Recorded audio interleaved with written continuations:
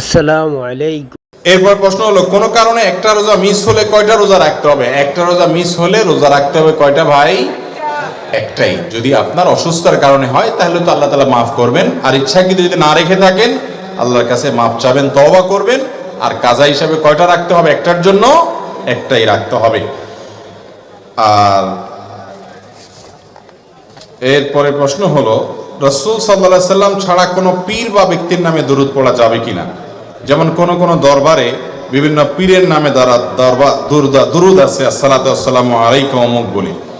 ভাই, দুরুদের ক্ষেত্রে সারা বিশ্বের সমস্ত উলামায়ে কেরাম একমত, রাসূল করিম সাল্লাল্লাহু আলাইহি সাল্লাম ছাড়া অন্য কারোর জন্য সালাত সালাম এই সালাত শব্দ ব্যবহার করে দুরুদের যে ফরম্যাট, ওই ফরম্যাটে স্বতন্ত্র দুরুদ পাঠ করা যাবে না।